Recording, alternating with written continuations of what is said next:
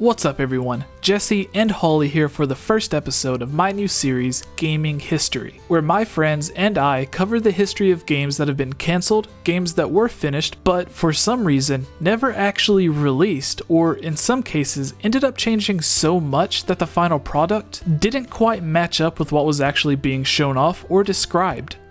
On this episode, we'll be covering the history of Pokémon RPG for the Nintendo 64 disk drive. Pokémon is one of Nintendo's most popular franchises. This is especially true on handheld devices, where the series has been in at least the top 3 best-selling games on every single handheld console Nintendo has released, and first on a few occasions. So, with the series being so well received on handhelds, you would imagine Nintendo would listen to the fans and release a console version that was more in line with the traditional games like Red and Blue and Sun and Moon, which is what fans are hoping for with Pokémon coming to the Nintendo Switch. Well, you may be surprised to find out that Nintendo actually planned on releasing a game just like this in the late 90s on the Nintendo 64's disk drive. And it would even be compatible with Game Boy titles, allowing you to trade Pokemon back and forth, possibly even battle each other, and much more. Just think about that for a second. A full 3D traditional Pokemon game releasing alongside Super Mario 64, Ocarina of Time, Smash Bros, Banjo-Kazooie, Mario Kart, and all of the other great Nintendo 64 games. Honestly, it sounds too good to be true.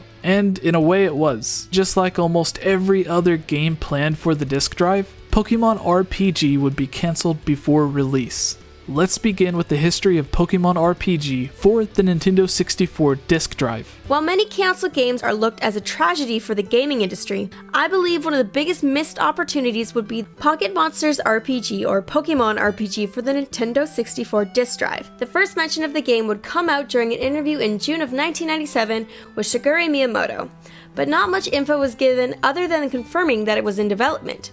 During a second interview months later, Miyamoto and Ishihara confirmed 3 different Pokemon titles were in development for the 64 disk drive, the first of which, obviously being Pokemon RPG, Miyamoto previously mentioned.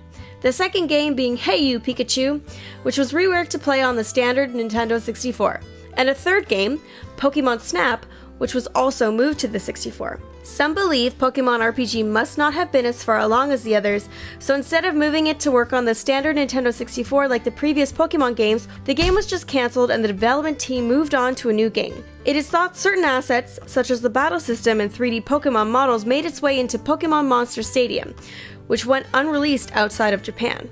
During an interview with Miyamoto, he said that he wanted to use the disk drive to copy certain elements from the Game Boy Pokemon games to change parts of the console games. The CD would work between several different games, allowing you to presumably use your Pokemon on Silver and Gold to trade to Pokemon RPG. The full interview goes as follows.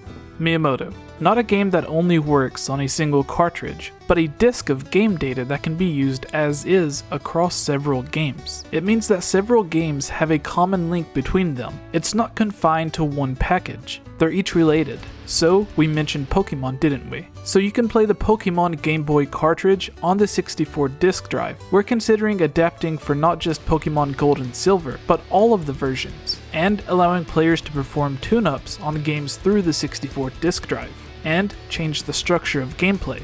For example, when people buy Macintosh computers, they all start out identical, but as time goes on, each person's Mac becomes a different computer. So you add on different data and create your own unique games. We're considering setting one package at 6,000 yen and making it like a collectible set of baseball cards. Players can pick and choose what they like to build their own original kit out of the compilation of different sets of parts. Writing your own data like that is what makes media like the disk drive so convenient. Although a Pokemon game for the 64 disk drive never released, fans were able to move Pokemon from the Game Boy games to Pokemon Stadium. Many fans believe the original concept of Pokemon RPG would be changed into Pokemon Colosseum and Gale of Darkness on the GameCube. However, they followed their own formula, instead of that of a traditional Pokemon game. We wouldn't see the full concept of what Pokemon RPG could have been until Pokemon Sun and Moon, which used traditional 3D character models like the GameCube titles, but followed the traditional formula that began with Pokemon Red and Green. If you're a fan of videos like this that cover the history of cancelled games, be sure to subscribe, check out my top 5 cancelled games series, and let us know what games you would like to see us cover in the future. So far, we have lists covering the Zelda series, Mario, Nintendo, PlayStation, and plan to have dedicated videos covering a list of cancelled Sonic and Pokémon games, with this video being a taste of what to expect. In fact, because those videos tend to be on the longer side, many of you have asked for shorter videos or videos on just a single game, which is how this new series, Gaming History, came to be. For those of you familiar with it, it will be similar to our friend Yuri of Wynn's Gaming Mysteries series, who has actually appeared on some Zelda theories and cancelled games videos you can find on this channel. I want to thank you all for watching this video and welcome to the Enslate. If you're a fan of these videos, please subscribe and comment below to let me know your thoughts. If you would like to support this channel, please consider supporting on Patreon, where you can watch videos like this early and help me create longer videos like the top 10 best and worst of Ocarina of Time, Breath of the Wild, and the top 5 official Zelda games that have either been cancelled or just went unreleased. Finally, a huge thank you to this month's supporters: